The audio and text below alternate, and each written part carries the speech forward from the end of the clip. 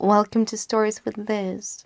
It is time for another Charles Dickens and his short story called The Lawyer and the Ghost. And this one's actually quite humorous. It was first released in 1837. The Lawyer and the Ghost. I knew a man, let me see, 40 years ago now, who took an old damp rotten set of chambers in one of the most ancient inns that had been shut up and empty for years and years before. There were lots of old women's stories about the place, and it certainly was very far from being a cheerful one, but he was poor and the rooms were cheap, and that would have been quite a sufficient reason for him, even if they had been 10 times worse than they really were.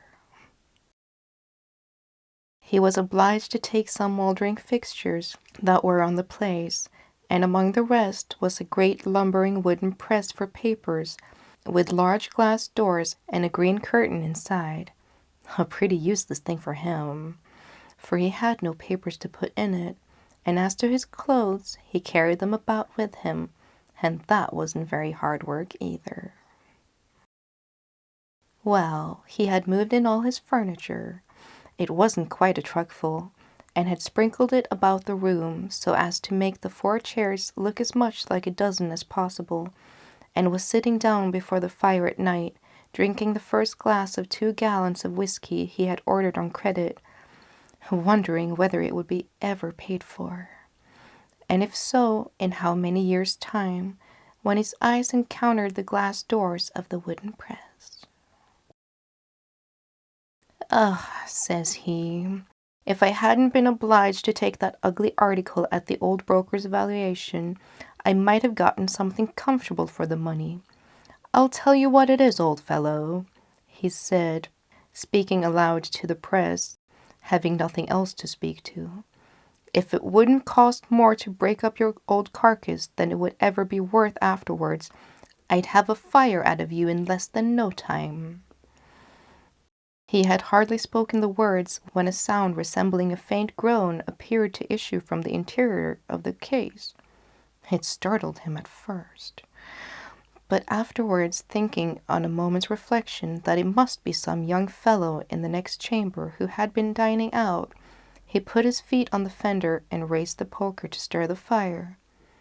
At that moment the sound was repeated, and one of the glass doors slowly opening disclosed a pale and emaciated figure in solid and worn apparel, standing erect in the press. The figure was tall and thin, and the countenance expressive of care and anxiety, but there was something in the hue of the skin and the gaunt and unearthly appearance of the whole form which no being of this world was ever to exhibit. "Who are you?" said the tenant, turning very pale, poising the poker in his hand, however, and taking a very decent aim at the countenance of the figure. "Who are you?" "Don't throw that poker at me," replied the form. "If you hurled it with ever so sure an aim, it would pass through me without resistance, and expend its force on the wood behind. I am a spirit." "And pray, what do you want here?" faltered the tenant. "In this room," replied the apparition, "my worldly ruin was worked, and I and my children beggared. In this press the papers in a long suit which accumulated for years were deposited.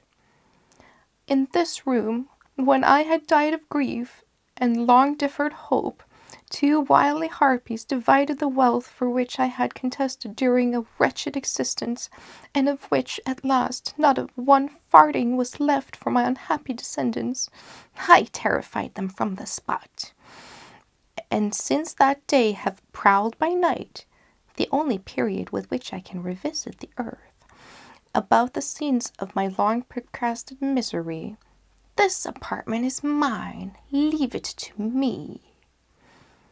"If you insist upon making your appearance here," said the tenant, who had had some time to collect his presence of mind during this prosy statement of the ghosts, I shall give up possession with the greatest pleasure, but I should like to ask you one question, if you will allow me." "Say on," said the apparition sternly.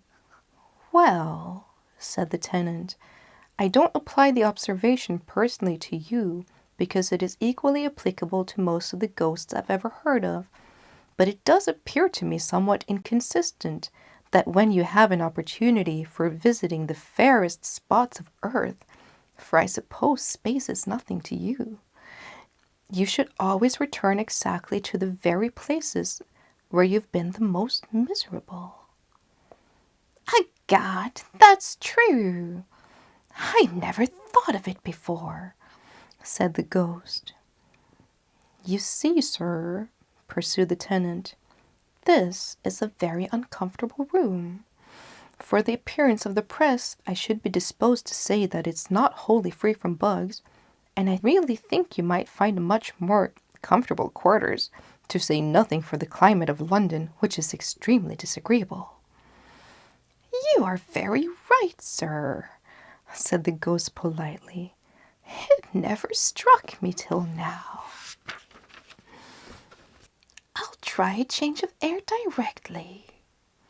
And in fact, he began to vanish as he spoke. His legs indeed had quite disappeared.